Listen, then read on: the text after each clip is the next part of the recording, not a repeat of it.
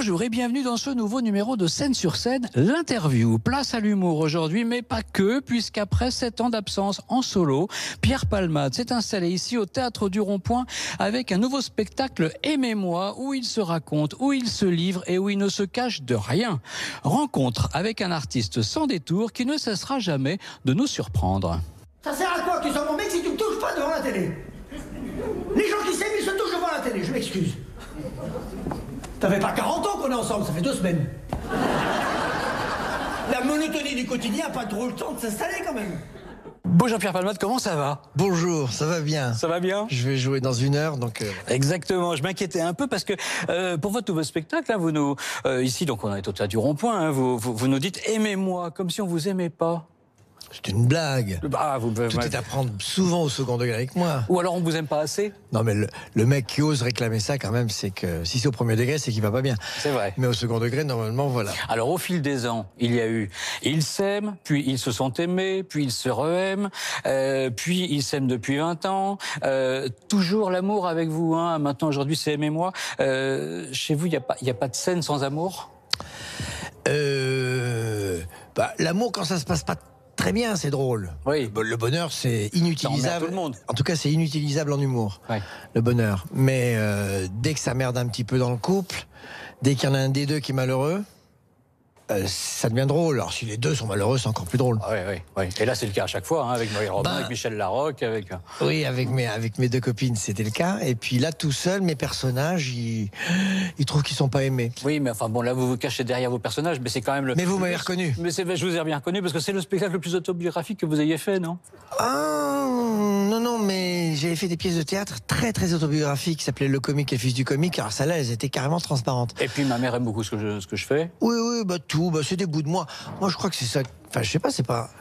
Si on donne pas quelque chose de personnel... Ça vient des tripes, hein? Oui, en tout cas, oui, à la fin, je suis saucé. Ouais. Hein. C'est en tout cas le spectacle le plus abouti. Est-ce que c'est le plus ambitieux aussi pour vous? On préfère toujours le dernier spectacle qu'on a fait. Ah, j'aimais bien le premier. Moi, aussi, alors le premier et le dernier, alors. Voilà, et au milieu. Je vis les sensations que j'ai eues dans mon premier one-man show. J'ai l'impression, je sais pas, il y a comme une petite renaissance. Dans ce spectacle, en tout cas, vous abordez tout, hein, pas question de tabou, c'est du Palmade sans filtre. Hein. Bon, c'est-à-dire que je veux pas provoquer, mais il y a des sujets qui n'ont aucune raison d'être tabous. Il y a des choses qui... Je crois que ça rassure les gens aussi de dire que... On peut dire qui on est et on ne risque rien si on n'est pas un salaud.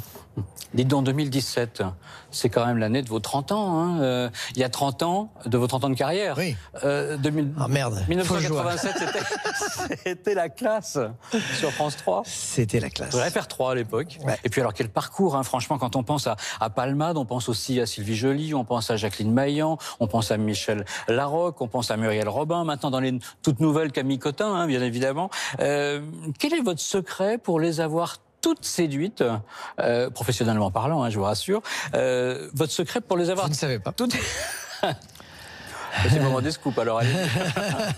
En tout cas, vous avez tout hypnotisé. Un des trucs, parce que vous remarquerez que c'est que des femmes que vous... Exactement. C'est que les femmes drôles me séduisent énormément. Ça fait peur à beaucoup d'hommes, mais moi, ça me séduit. Donc dès que je peux aider une femme à être encore plus drôle, je le fais. Ça fait 2 semaines que je me trimballe avec un des mannequins les plus beaux de Paris. Tout le monde m'envie, tout le monde me jalouse. C'est génial. Et juste quand il est 2 heures à côté de moi, il bouge pas, il me touche pas. Alors un poster à côté de toi, ce serait pareil.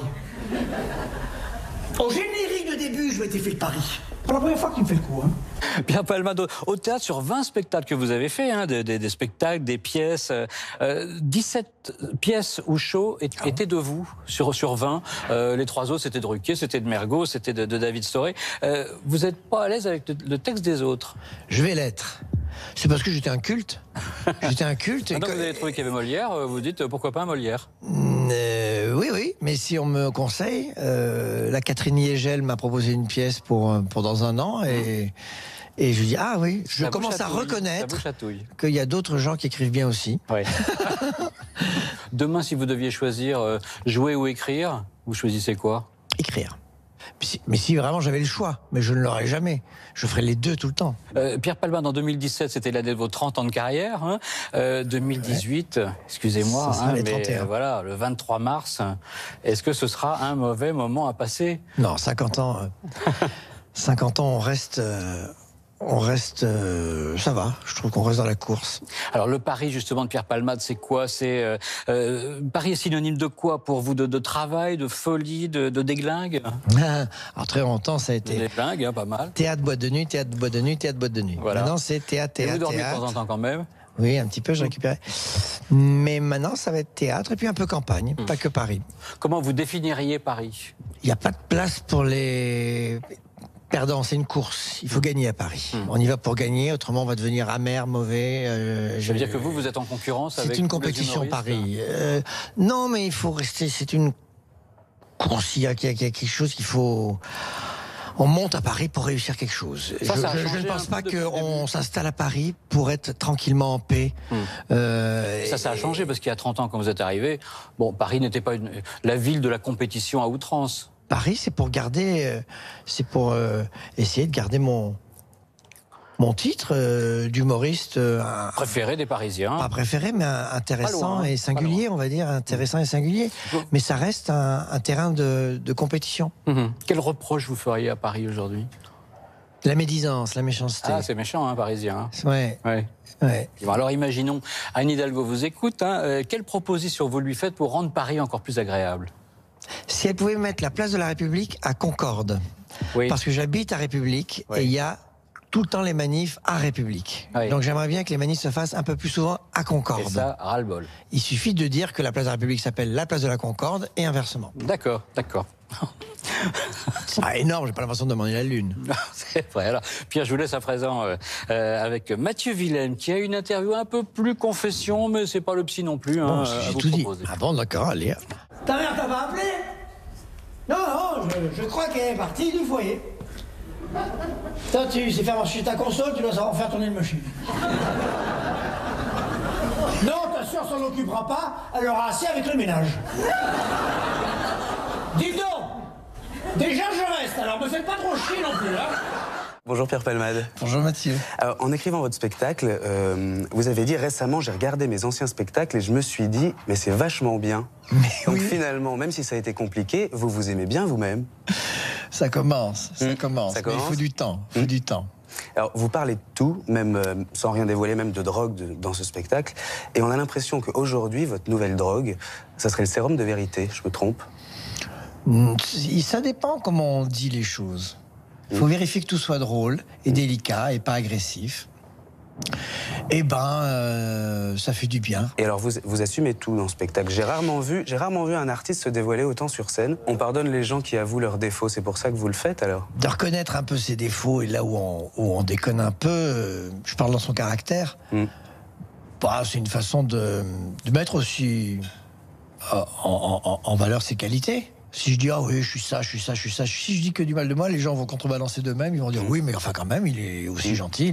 Donc comme ça, voilà. Alors, pour vous connaître, il y a effectivement ce spectacle. Mais alors, j'engage les gens qui nous regardent à aller fouiller un petit peu plus et à aller écouter votre album, alors que vous avez sorti en 2013, qui s'appelle Interdit aux moins de 30 ans. C'était encore un autre moyen pour vous de vous révéler, de dire des choses supplémentaires? Oui, c'était vraiment directement adressé à mes amis, sans phare et tout ça. Bah justement, en parlant d'amitié, un de vos thèmes de prédilection, c'est justement l'amitié. Mais alors, vous dites la vraie comme la fausse. Qu'est-ce que c'est la fausse amitié? Il y a des amitiés, je m'en fous qu'elles soient réelles, du moment que c'est doux. Je ne suis pas dupe de certaines amitiés. C'est pas grave, tout le monde s'y retrouve. Alors, il y a une autre chanson qui s'appelle L'amour cochon. Le refrain, on va jouer au sexe interdit aux moins de 30 ans, du cul à la place des sentiments. Ça aussi, c'est autobiographique? Non, c'est parce que je trouve qu'on oublie... Des fois, on fait l'amour tout le temps avec son amoureux ou son amoureuse et on oublie de baiser. Alors qu'on a besoin de baiser, d'être cochon de temps en temps, mais par respect pour son amoureux, on n'ose pas demander des trucs. Bah, les gens qui disent « je respecte tellement ma femme que je lui demanderai jamais ça », bah, il la respecte tellement qu'ils vont le demander aux putes. Ouais. Bah, c'est pas terrible. En 2010, votre spectacle s'appelait « J'ai jamais été aussi vieux ». Aujourd'hui, juste très rapidement, répondez-moi par oui ou par non. Dites-moi si vous n'avez jamais été aussi ambitieux. En tout cas, j'ai très envie de de revenir dans la course. Angoissé? Oui. Elles ont changé d'endroit. J'étais angoissé là, maintenant je suis angoissé là. Bon voilà, je change d'endroit dans le cerveau, mais ouais. Détendu? Non. Intransigeant? Ah oui. Serein? On va y arriver. Les gens beaux sont les gens les plus dangereux du monde. Parce qu'ils ont le monde à leurs pieds. Heureusement, vers 40 ans, ils deviennent gros et alcooliques, je me régale. Merci beaucoup Pierre Palmade. Merci. Alors je rappelle que vous êtes ici à l'affiche du Théâtre du Rond-Point. Hein. Aimez-moi, c'est votre spectacle, mise en scène de Benjamin Benjamin Guillard. C'est jusqu'au 31 décembre, ça veut dire que vous allez réveillonner ici au Théâtre du Rond-Point? Je ne sais pas encore si je reste ou si je pars à la campagne. Je ne sais pas encore. Merci beaucoup Pierre Palmade. Merci.